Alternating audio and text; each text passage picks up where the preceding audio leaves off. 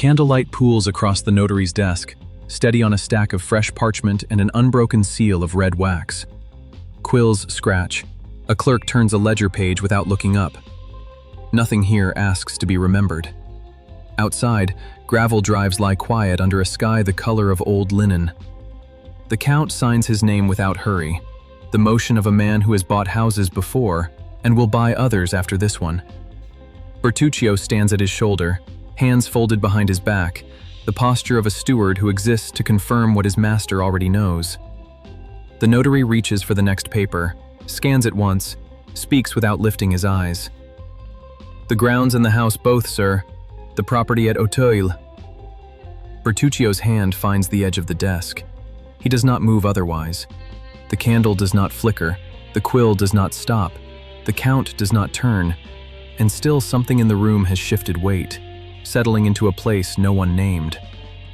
The notary slides the deed forward for a second signature. Bertuccio signs where he is told. His hand is steady. It costs him. The study holds one candle, steady against the dark, and a journal open beneath the Count's hand. He performed surprise once today, at a notary's desk, when a name surfaced he had every reason to expect. Bertuccio enters without being summoned aloud. A steward learns to anticipate footsteps before they are heard. He says nothing. He has learned not to.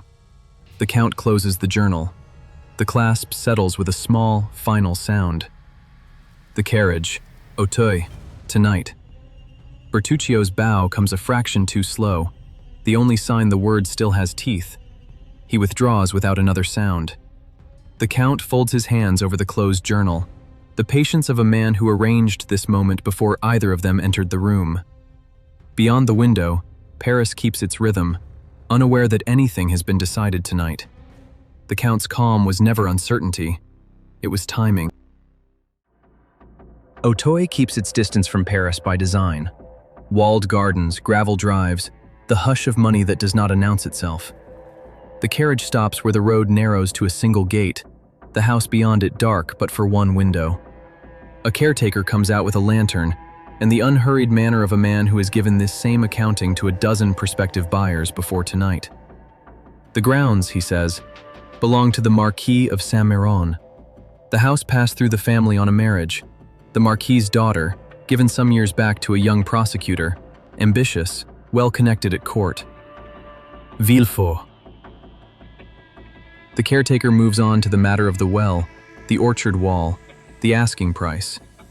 He does not see what the name has done crossing the gravel between them. Bertuccio has gone still. The Count's expression does not change. It rarely does, when he already knows what comes next. The caretaker walks them past the well, prattling about its depth, the sweetness of the water. Bertuccio does not hear him. His steps shorten with each one, legs arguing against the rest of him. A low stone wall, moss thick. He touches it without meaning to. Fingers spread flat against the stone, knuckles whitening with the grip. Ahead, the Count's cane taps an even rhythm Bertuccio's pulse cannot match. The lantern swings. Orchard shadows stretch and shrink, and twice he stops at nothing, a shape that resolves, on the second look, into a leaning tree, a coil of rope against the wall. His breath comes through his nose now, careful, rationed, a man counting what little air remains to him. The garden door stands ahead. Old iron, green with rust, open on a dark the lantern cannot reach. His hand finds the frame and stays there. Behind him, the carriage, the gate, the road back to Paris, and a life built on the understanding that this house would stay, for him, only a name on a deed. Ahead, one step, and that understanding ends. The hinge gives without sound, and the dark beyond swallows the lantern's reach whole. Bertuccio's feet decide before he does, and he is through. Inside, the garden breathes differently, colder, denser, thick with turned soil and the memory of rain. Untrimmed boxwood crowds the gravel. Past it, a plane tree stands apart from its neighbors, broader, older, its roots heaved up through the earth like knuckles forcing through skin. He knows this tree. His legs stop first, then his breath. Then everything in him locks at once, a man arrested mid-stride by a hand no one else can see.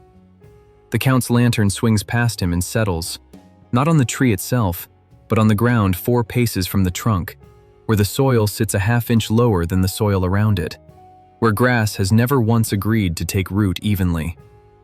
The Count says nothing. He only stands there, the way a man stands who already knows the answer and means to hear it spoken anyway. Bertuccio's mouth opens before his mind grants permission. There is a child buried there. No name follows. No date. No accounting for how a steward came to know the exact resting place of an infant in a garden he has never owned. Only the fact, set down hard on the cold ground between 2 men, and the night folding over it, the way water closes over a stone dropped from a height neither of them will name. The silence holds longer than the night needs, and the Count's voice fills it without rising, as though the matter is already settled. You will tell me the rest tonight, in my house, by your own will, or you will tell the prefecture's men by theirs. I am indifferent to which. I am not indifferent to whether it is told. No threat raised, no hand near a weapon, only 2 roads laid out as evenly as coin counted on a table. Bertuccio feels the choice close around him the way the garden gate closed an hour before. Not by force, but because there is no other door left. His shoulders drop, the way shoulders drop when a weight carried too long is set down.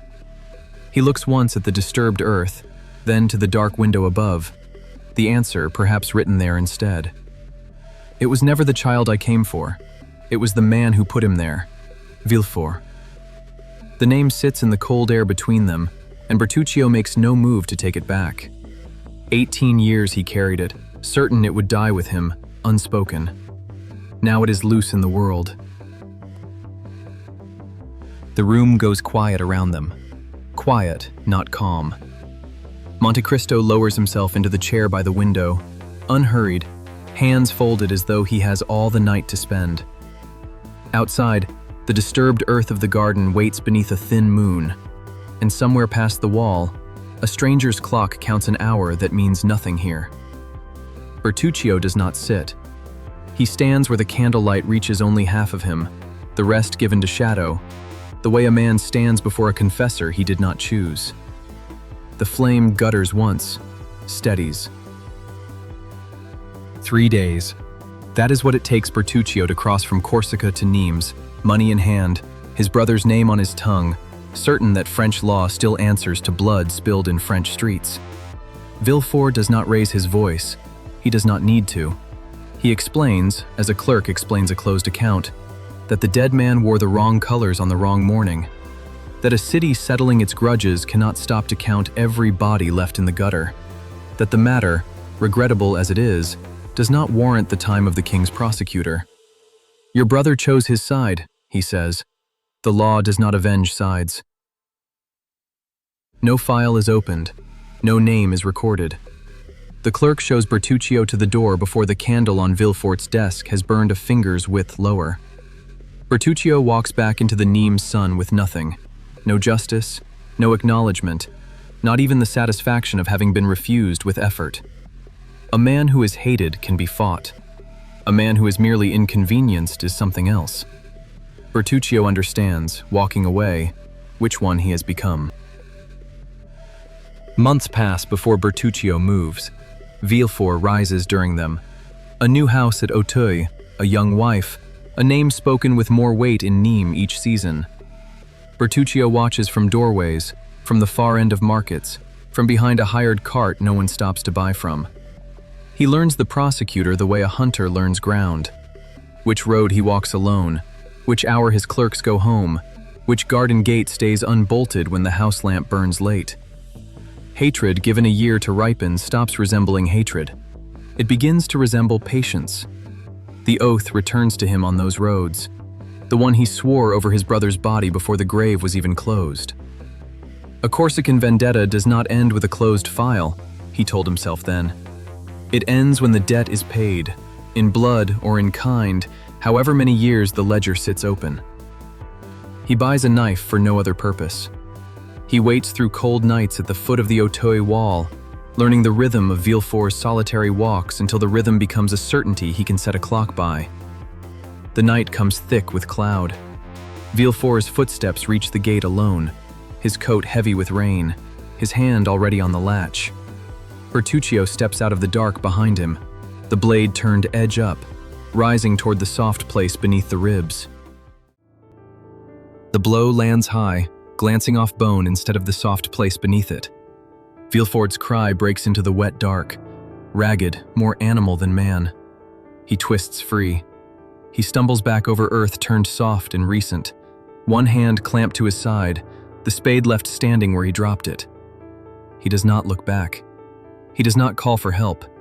He runs the way a man runs from something he has buried and cannot afford found. Bertuccio stands over the place where Villefort knelt, breath loud in his own ears, the knife slack at his side. A year of patience ends not in a body, but in a sound retreating down a garden wall. Boots, then quiet, then nothing. At his feet, a square of turned soil, smaller than a grave, a spade still planted in it like a marker no one meant to leave. He kneels. He digs with his hands. The spade feels obscene to use twice in one night. The box comes up lighter than a box that size should be. The lightness frightens him more than weight would have. The lid gives.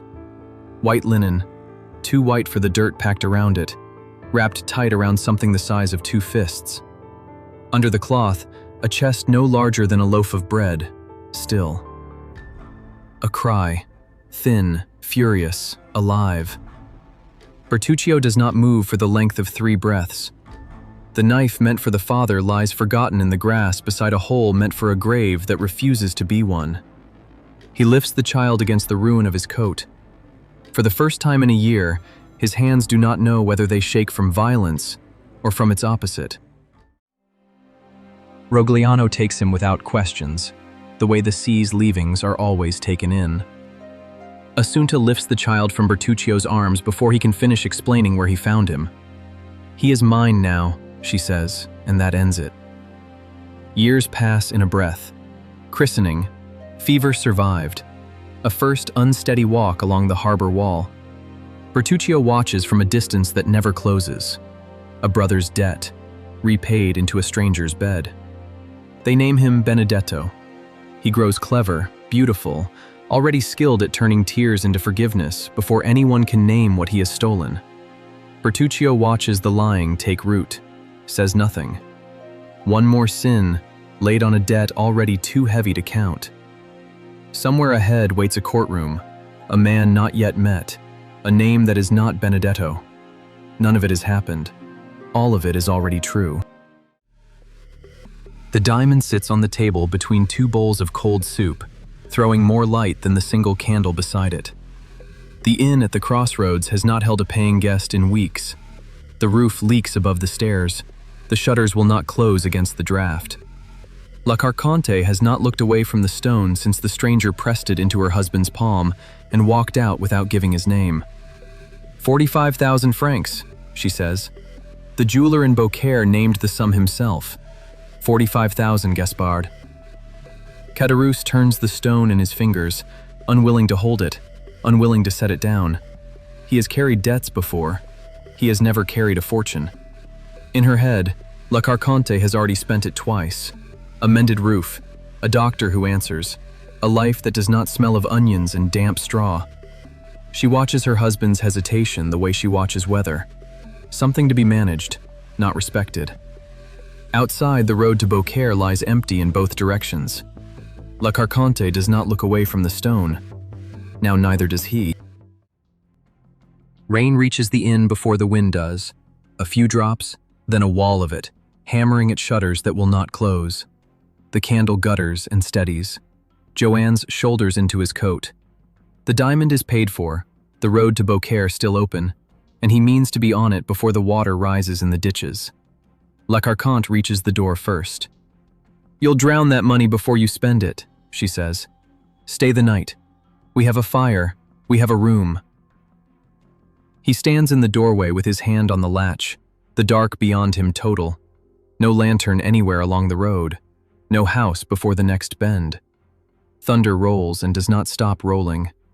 He steps back from the night and lets her close the door behind him. The bolt drives home.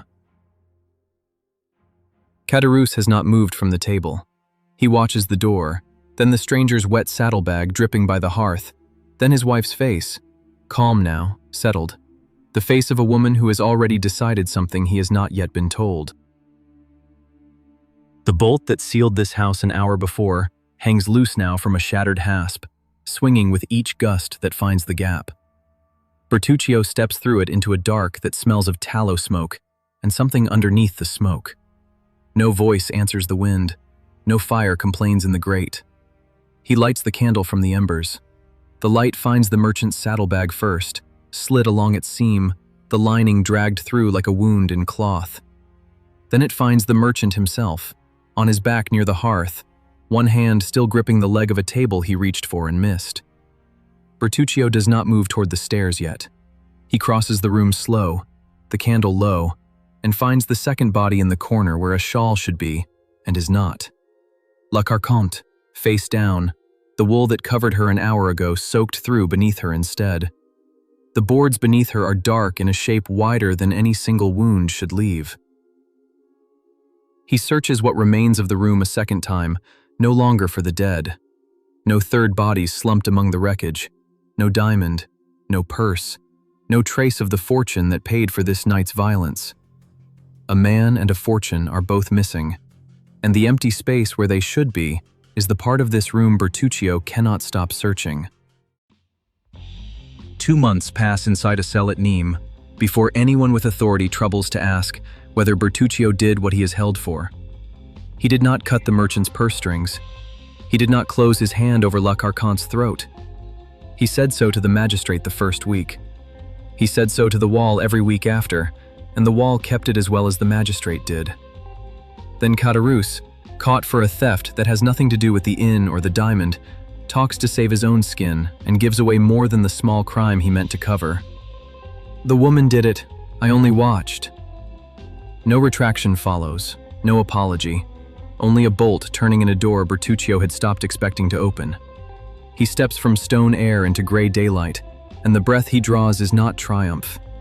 It is the duller weight of relief that arrives 2 months too late to feel clean.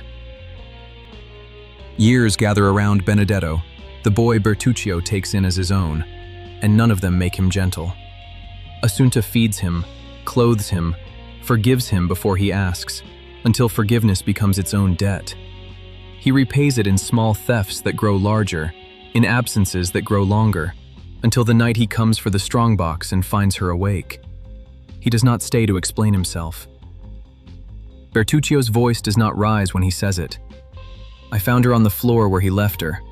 She did not call for me. She had stopped calling for anyone. There is no magistrate for this account, no KORAS to trade it for a lighter sentence. Benedetto is gone into the world with her money sewn into his coat, and the only reckoning given is the one Bertuccio gives now, to a man who asked for the whole of it. He gives it, and asks for nothing after. He learned long ago there is nothing waiting on the other side of this kind of confession. The garden does not speak first. Bertuccio's account has ended, but the ground beneath the old lemon trees holds its own kind of memory.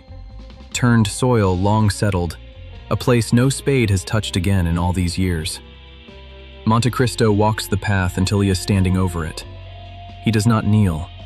He does not ask which corner of the wall it lies nearest. Still, the leaves move. Nothing else does. He leaves the garden the way a man leaves a door he means to open again. Not locked, only closed for now. Behind him, the lemon trees stand exactly as they stood, giving up nothing, holding everything. Beyond the wall, the carriage waits, lamps unlit in the early dusk. Monte Cristo does not walk toward it directly. He follows the wall first, not the path, the wall itself, one hand trailing the stone until it meets the corner where the house begins. There he stops. Above him, a single shuttered window faces the garden, and nothing else. A gardener passes with an armful of cut branches, says something about the frost coming early this year. The Count answers, pleasant and brief, his eyes still on the window. He tests the garden gate's latch on his way out. Once, then again, learning the give of it. The carriage door opens at his approach. He climbs in without looking back at the wall, though his hand, settling into his lap, measures something still, a distance the eye alone could not hold. The road from Auteuil unwinds beneath iron-shod wheels, hedgerow and lamplight trading places mile by mile.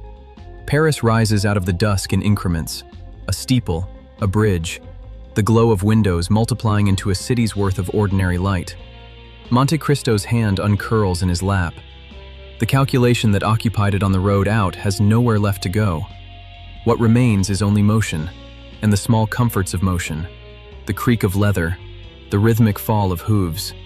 At the Champs-Élysées, the gates stand open, lit by torches that owe nothing to memory. He steps down into his own courtyard, into air that smells of nothing but stone and horse and the coming night. Here, at least, the ground holds no debts. Lamplight finds him in the hall before he has chosen which room to enter. Somewhere above, a stringed instrument settles into silence, as though a hand has just stilled it at the sound of the gate. Haydée comes to the head of the stairs in a robe the color of evening. She does not hurry. She has never hurried toward him, only toward what he might need. "You are tired," she says, not a question. He climbs toward her slowly, the dust of Auteuil still on his coat, the names he carried out of that garden still folded somewhere behind his ribs. She does not ask where he has been. She asks only if he is cold, and reaches for the lamp herself. It is enough, for tonight, that someone in this house has nothing to confess. He lets the door close behind him, and does not, for once, listen for what follows it.